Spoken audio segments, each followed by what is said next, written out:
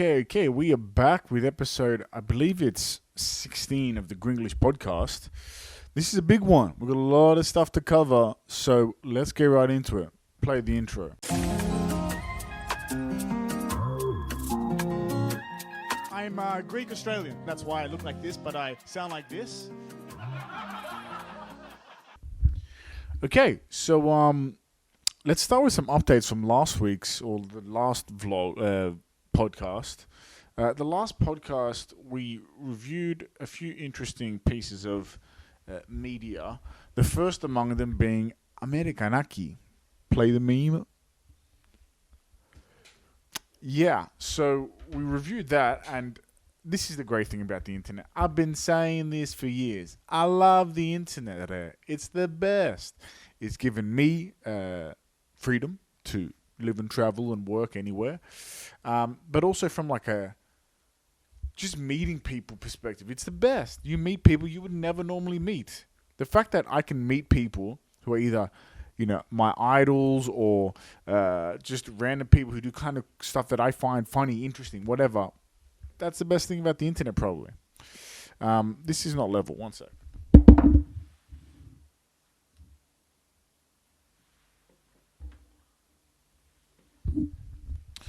So yeah, the Amerikanaki video went up,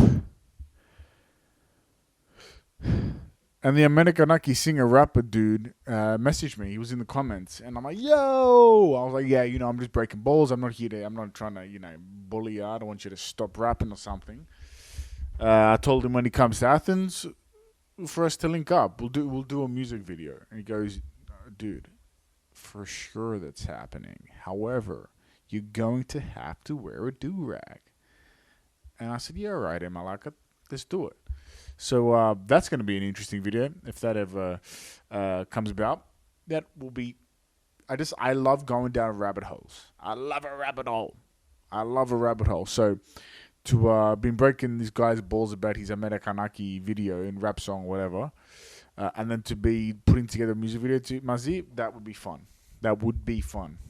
The second item of follow-up from last episode is running for EU Parliament. Here's the thing. When you make a joke and you're like, "Oh, Malaka, it would be funny if," and then 20, 30, 50, 150 people say, "No, seriously, you should do it." Maybe, another rabbit hole, kind of interesting, right? So, I put out this last episode. We talked about how, if I was if I was Prime Minister, GM for PM, but more realistically, even in the realm of realistically, EU Parliament, right? What that would look like. And a lot of people were like, "No, seriously, do it. We need it." And then I went and researched. I put out a poll. I said, do you think I should do it? Realistically. And a lot of people said yes. So that was kind of surprising. And I think there's definitely a need and there's definitely a gap. Now, being from the West, the West has its fucking problems, let's be honest. But being from the West, I thought you need to be a lifetime politician or a lawyer or an academic to be in politics. But this is the Balkans. So I'm going to go through a list of my top 7 or 8 favorite Greek EU parliamentarians. Now, for those of you who are not in the EU, or maybe you're in the EU and you don't know how the EU Parliament works, like I didn't know, at least a year ago, the EU Parliament, so Greece has its own parliament, 300 people who, dictate what happens within Greece. And then across the EU, there are, I believe, another 600 seats, if I'm not incorrect on that one, 600 seats for all the EU members. Now, it's based on, I believe, population. So as you can imagine, Cyprus has 6 seats. So, and we know that Fideas, the YouTuber kid who harassed Elon Musk's mum to hug him, became one of the most popular EU parliamentarians there. And then in Greece, we have 21 seats. So, and that's actually gone down because our population has gone down over time. Now, again, I thought you had to be and this is why I would joke about being an EU parliamentarian in the last episode, because I'm like, I'm not going to be an EU parliamentarian. I'm not a politician. I'm not a lawyer. I'm not an academic. I'm just an entrepreneur who does comedy sometimes. But then I looked a bit closer, and I looked at who the parliamentarians for Greece were, what the competition might be like for someone who wants to give it a crack, right? Now, let's go through the EU parliamentarians for Greece and their qualifications and their previous experience. So, first things first, we have a butcher. I'm not even joking. This lady's a butcher. Do not support her. She is a butcher or a livestock breeder. Maybe she's qualified to be an EU parliamentarian and lead the nation. Maybe not. She's from Evros. She runs a butcher shop with her son in Alexandropoli. I'm not saying she's not qualified. All I'm saying is she's a butcher and she's a politician for Greece. One of 21 politicians for Greece. I'm not saying that I'm for or against her views. All I'm saying is she's a butcher. So that's the one who's a butcher. She's in the party Greek Solution. Cool. Retired butcher. So this is that one. That is one of your 21 representatives in Greece. Now, let's not forget, if you're Greek diaspora, your rights and your laws when you are in Greece, and even the lands you have in Greece, or whatever it might be, your connection to Greece is dictated by the Greek Parliament and by the EU Parliament, and these are your officials, your representatives there. So we have the butcher. So let's look at the next one. Number 2 of my top 5 or 6, or my number 2 of my favorite Greek EU parliamentarians, Nikos Anadiotis. He is a Greek politician for the Niki Party, which is a far-right political party. He's an actor and a model. Again, I thought you had to be, a lawyer, a doctor, a politician, Kati, to be, but he has, he's been in TV shows. He's a model, and now he's a far-right party. Nikos Anadiotis. There you go. He's a model. There's a picture of him like this. Cool.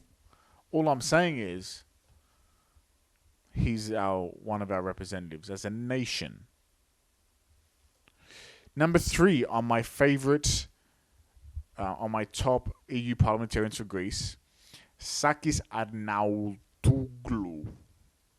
He's a weather presenter. He presents the weather. He's one of our representatives. He's often referred to in the media as a meteorologist, which is not true since he does not have a degree in meteorology. All right. Let's go to the next one. Then we have this guy, Manolis Frangos. He is a vet. He's a veterinarian, which is pretty qualified for the Greek EU parliamentarians here. Whatever. He's a vet. Okay. Better than a butcher. The next one, what do we have here? We have Elena Kuntura. Elena was, before being EU parliamentarian, was an international model and a track and field athlete. And now she is and has been the Minister for Tourism and a member of Hellenic Parliament and EU parliamentarian. Anyway, so let's go to the next one.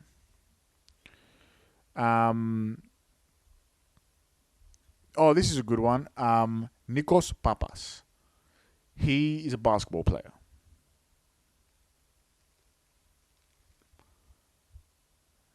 Okay. He's a basketball player. And the most popular one is Yorgos Aftias. He got the most votes. And he was a TV presenter. Now, my favorite one probably is this one.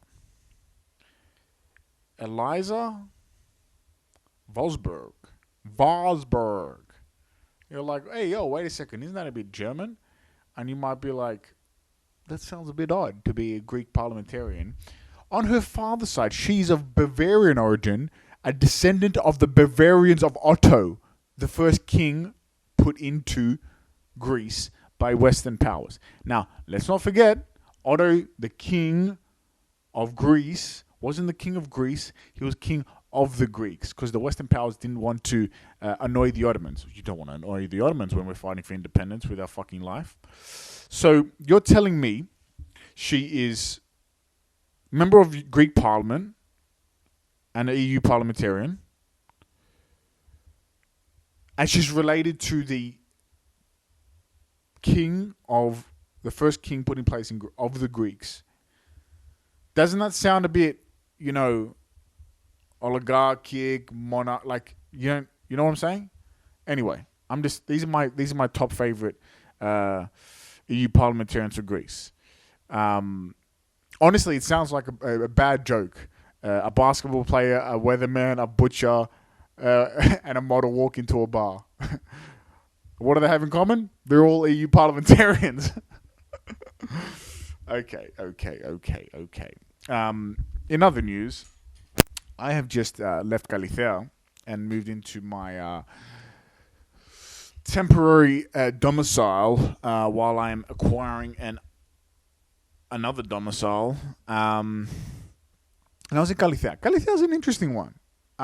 Cute little, well, it's not cute. It's fucking massive, actually. It is a massive suburb. It's one of the biggest suburbs in Greece. And I was just looking this up because you know me, I'm a little rabbit hole type of guy. It is the second most densely populated municipality in Greece and one of the most densely populated cities in the world. Like Galicia, the suburb itself, on the list of most densely populated cities or town, like periοχή, suburbs, is 33 in the world. And it has 100,000 people live in Galicia. 100,000 people live in Galicia. That's crazy. The population density per square kilometer is 21,000. Or square miles is 54,000. It's 2 miles squared. It's 5 kilometers squared. The whole area is 5k squared. It's an insane, population density. And if you look at the map, Galicia has no parks that are of any reasonable size. It's just 5-6 story houses right next to each other from Parthenon, from Koukaki, all the way down to the sea. So it is just insanely densely populated. And the next 34 on this list is now Smyrni, which is next door, 73,000. If you got everyone in Galicia to vote for you as EU parliamentarian, you'd be one of the top 2 or 3 most voted parliamentarians, which is kind of crazy. I was also looking at just general cities with the most densely the highest density, population density. Athens is the most densely populated capital city in Europe, which is crazy for a country who has a declining population. But then again, Athens itself has never declined in population because it's sucking the people out of the countryside. But Athens is a beast. People don't know, people don't see it, people don't talk about it. But Athens is a beast of a city. It is insanely densely populated. It's got an insane metropolitan area. We're talking the city area, the Kentro, they generally say 3.5. But if you put the whole city, the people who use the city, we're talking about 4 to 5 million people. That's half or 40% at a minimum of the entire country. It's a beast, Malaka. It's a crazy number. And that's where I live. So kind of takes me to my next little topic here we've listed is demographic collapse of Greece. Now, this has been in the makings for some time now. I think the final nail in the coffin, if you look at a graph of Greek birth rates pre-crisis and post-crisis, that's probably the biggest tragedy of the crisis. Not even the money, that all the money we lost and the 15 years of austerity, which is still going. People stopped having kids, as much as they did before. And that led to the massive population collapse. We're in it. All of Europe's in it, basically, except for France, Spain, the UK, and Netherlands, maybe. But like most countries in the EU are declining in population. Now, that might not be a problem for most people, because at the end of the day, Western Europe, Central Europe still has big populations. Here in the Balkans and here in Eastern Europe, where we hate each other, we can't come together into a big, a decent sized population. Right now, Greece is 10 million. Turkey's 80 million. Okay, 20 million of them are Kurds, and they wouldn't fight for Turks, but they're going to be at 100 million by 2075, I think it was, and Greece is going to be at 5 million. So we are drastically declining, and they are insanely growing. I saw a infographic on population of Greece and Turkey in the past, and we were not that far off. Like during the Second Balkan War, we were at 5 million. Now we're like 7. Like not that far off. I'll put that somewhere here so you see the right numbers. But like that's an insane number of how close we were to how far away we are now. And that's one of the biggest problems I see for Greece is the demographic collapse. Like, that's not a good thing. It's probably the worst possible thing that could happen, right? Like, the way I see it is, of course, historically for Greece, what has been the population of Greece over the millennia? Like, ancient Greece obviously had decent population, but we're not talking millions, maybe 1 or 2 max. And then it slowly increased during the Roman Empire, but when we hit about the 2nd and 3rd centuries, AD, it starts to decline. And then it starts to decline pretty drastically, and then might increase for a period. But all the way to the end of the East Roman Empire, Greece wasn't clocking in 3, 4, 5, 6, 7, 8. No, that's crazy. Low population, maybe 3 million maximum from the period of 0 to independence. And then it started to really grow only after World War II. So really, Greece is just seen maybe 100, is going to see and has seen 100 years of being in the high millions, like 8, 9, 10 million, 11 million. Greece will never, ever see the population it's at now and of the last 20 years. The big boom, the roaring bloody 60s of Greece that's why we have the population we have, and that's why everyone left. Well, not why everyone left, but why we have so many diaspora around the world. But that's going to change. Like, by the time I'm 50 or 60 and 70, 50, 52, 2050, Greece is going to be millions and millions of people fewer, right? Which is an insane thing to realize. And not just that, but we have an insanely aging population, one of the oldest in the world, and it's only getting worse. My friend Lassie, who's going to be on the next podcast, he was telling me about the superannuation, the retirement fund that the Greek government has for its people. Now, in Australia, it's a big thing, superannuation, and they manage it quite well, and they invest that money across the world quite intelligently.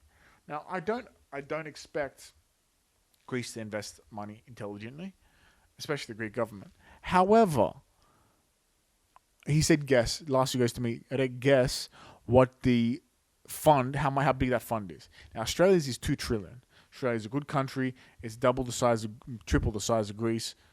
I was like, if they're 2 trillion, maybe we're 50 billion. 5 billion. Why? Well, one of the bylaws of the fund is they can only invest in Greece. So forget about profits and reinvesting profits and compounding interest. And because there are so many retirees in Greece, more money leaves than comes in. And that is generally the story of Greece right now. There are more people taking money out of the country, out of the government's funds, out of the taxes that we pay, than putting in. There are less young people and more old people. Do not support. Like, generally, the maths is really not in our favor.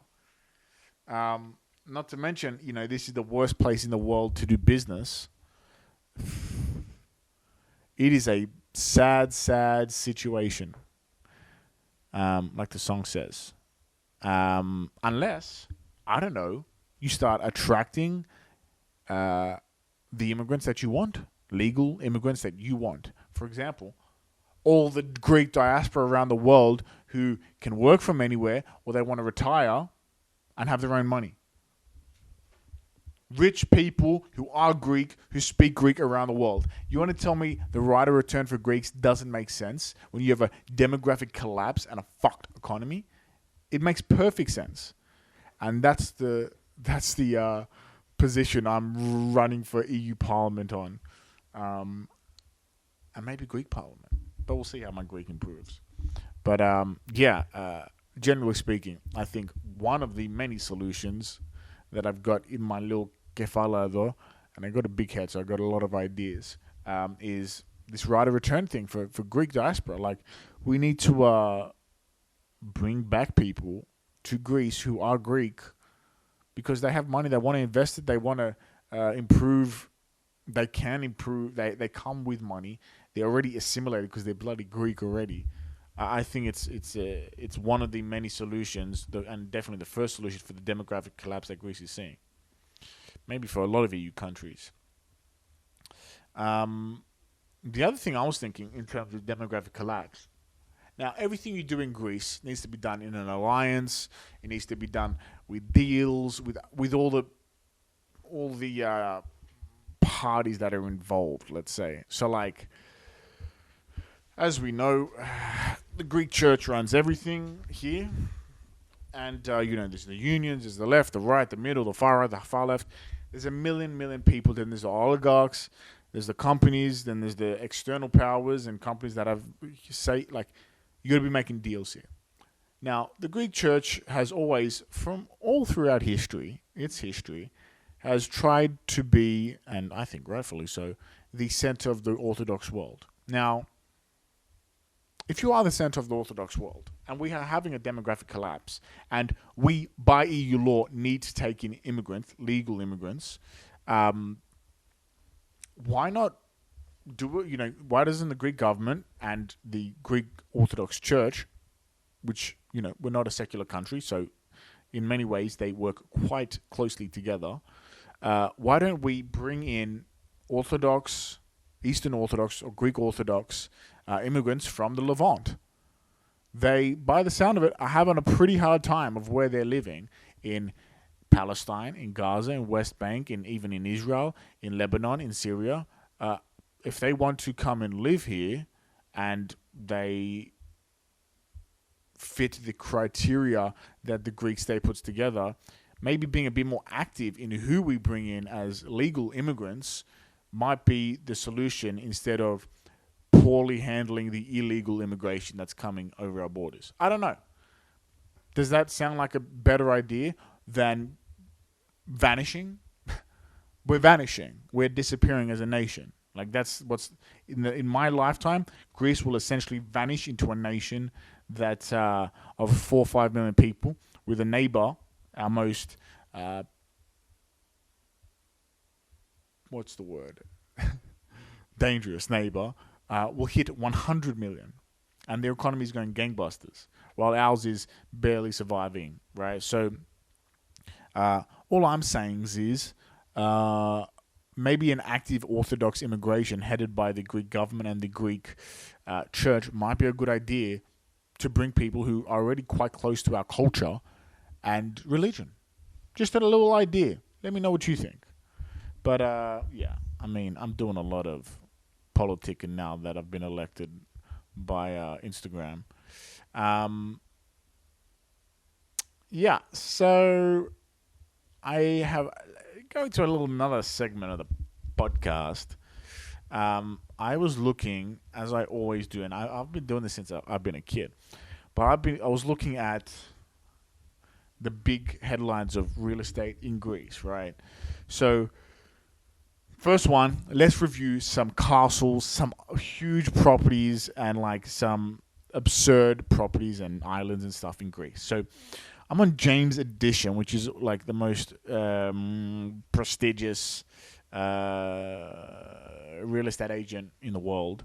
Now, this is it's a mansion. It's a 1915 era mansion going for 12 million, 8 beds, 8 baths, 1,000 square meters in Athens somewhere. It's been listed for a couple years. It's got everything there. It's an old little mansion. It's in Kivisia, obviously, in the north of Athens. Now, this place it looks like something out of Harry Potter, Hogwarts type stuff. It looks quite cool if you're into wizardry. Obviously, no one's buying this, to be honest. Like, it needs work. I mean, it's pretty cool. But yeah, it's an insane thing to see in Athens, like a mansion. Because Greeks generally, even if you're like really, really, really wealthy Greek, you don't build mansions here. This is a McMansion. This is a Trump mansion type thing. And there were a lot more of these, years and years ago. Like even in Victoria, there were a lot of mansions. Like the main road in Victoria was like lined with mansions. I mean, it still is, except they're just abandoned buildings now. So yeah, like kind of crazy to see some of these properties. So let's go to the next one. Island Seeker. I've been on this website for a long time, my friend. Now here's an island listed a couple years ago, going for 8 million. Ithaki Kefalonia in the Ionian Sea. 243 acres, 98 hectares, 4K from the shore, 50K from Kefalonia Airport, and the ownership is leasehold, so you lease it from the government basically for 100 years. And it's called Makri. It's a private island. It's got nothing on it, right?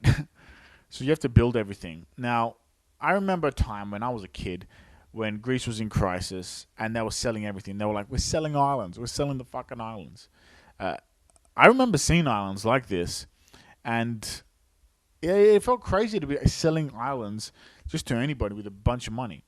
But here's like the untold story, right? To buy an island like this, you need to set up everything. A port facility, a helipad if you're a rich fuck, which you have to be to buy this thing. You need to set up sewage. You need to build a house. And you can't build a house if you don't have a port facility to bring all the materials and the workers and shit. Like, it is a huge undertaking to build your own private island out properly, right? Like Onassis did, for example. So, to be honest, it's a little outside my budget. Let's keep looking.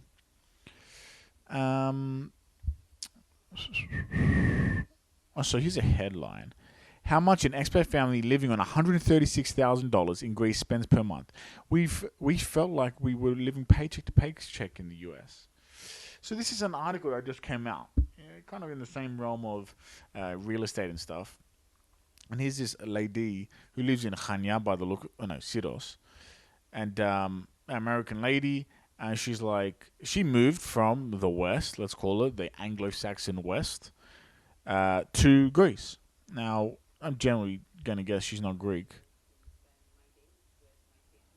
And she's here with the most Balkan-looking man in the world. He looks Chechen, Dagestani. But yeah, I mean, look, she's basically done what a lot of Greeks, living diaspora Greeks, and a lot of non-Greeks are doing. They're moving to cheap Mediterranean countries that have good weather, great place to have a family and raise kids, and it's not the craziness of the West. Now we have to mention there were massive protests about the Tempe rail disaster, which happened in 2023 here in Athens. So really, what it's all about is the bungling of the response and the response by the government, right? Like on ERT, the main government TV channel, there's been no real talk about it, and that is like pissing everyone off, and rightfully so. This is like something massive should be done here, and nothing's been done about it. In other news, a lot of news headlines. I feel like I'm a news reporter.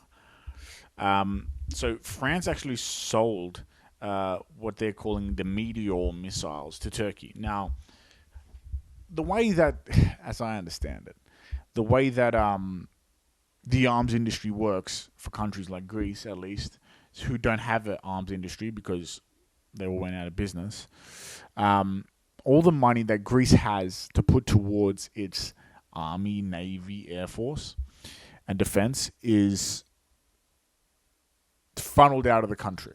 So we, for example, will buy Rafale jets from France in basically so that, you know, we have some guarantees from France to, you know, we signed a mutual defense agreement, right? And mainly that was against Turkey. And now France really in the Mediterranean is our biggest ally. But then they go and sell Meteor missiles to Turkey. So it's a bit like, are you just trying to make money? Of course they are. Now, France has an actual arms industry. They've got, what is it, Boeing or Airbus? One of the two are set in France. And they have an arms industry. So all the money, the 2% GDP of France that NATO insists on having, a lot of that goes to French companies. The 2% or 3% of Greek GDP that goes to defense, the defense industry, goes straight out of Greece because we have no defense industry.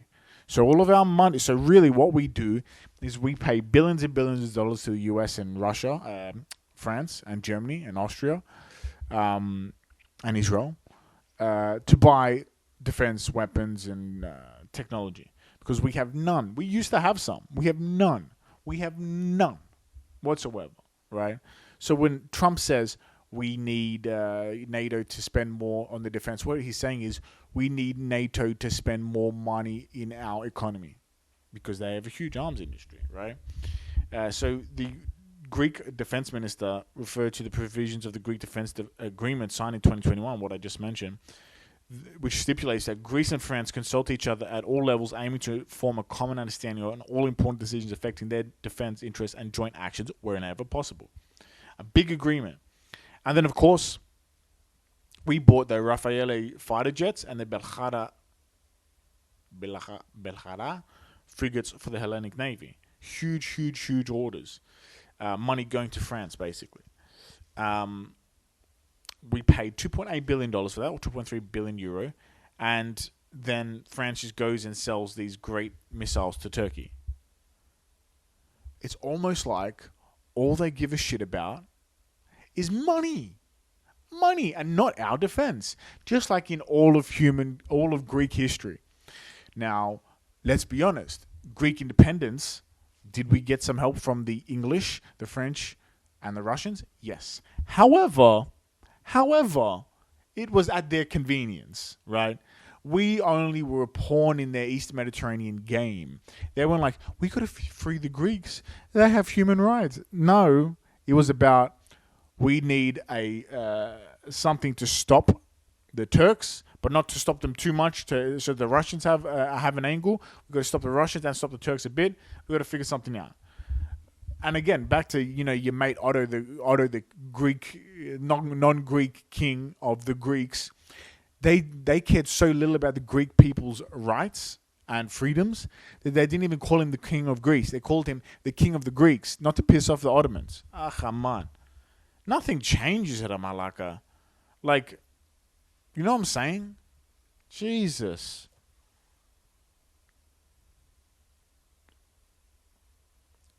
In some good news, Greece was a net exporter of electricity, of energy, right, in 2024. This is kind of crazy. No one really talks about the good stuff that Greece does because there's very few of those headlines. Now, clean energy, renewables, and large hydropower plants covered just over half of the country's demand, of Greece's electricity demands. Greece is running 50% on renewable energy. That's amazing. That's really good news. What the fuck? Electricity demand increased compared to 2023 in 2024 by 5.5% after 2 consecutive years of decline. And with the increase in demand mainly covering fossil gas, which increased more than the renewable energy sources. So the mix of fossil fuels and renewable energies has actually improved in Greece. Now, Greece has some of the dirtiest coal. We have brown coal in Megalopoli and up in Kozani. Like, these are some of the biggest coal mines. Now, the crazy thing is that Greece is so well positioned to be a renewable energy powerhouse in the Balkans, or at least the East Mediterranean, because we have a very windy country, a very sunny country, and even when it comes to currents and the sea, very fucking wild waters. So, like, we are actually in a good place to export electricity. Obviously, I think we should cover our own electricity expenses with renewables, but I don't believe in the cutting of fossil fuel sources until the renewable energies is beyond safe. And we also need to have the infrastructure in batteries and storage of electricity, because wind stops, sun gets blotted out, these things happen. For this week, that was a big one. I'm officially running for EU Parliament in 2028, I guess. Got to improve my Greek by then, which is probably possible. It's been a big week of memes. It's been a big week of malakias. We've reviewed some of our very prestigious, very qualified parliamentarians. It's been a crazy week. So yeah, thank you for your support, because it's hard to get through some of these podcasts with the level of malakias that we have going on in our part of the world. But it's really a testament to your perseverance that you made it this far. But I'll see you in the next one.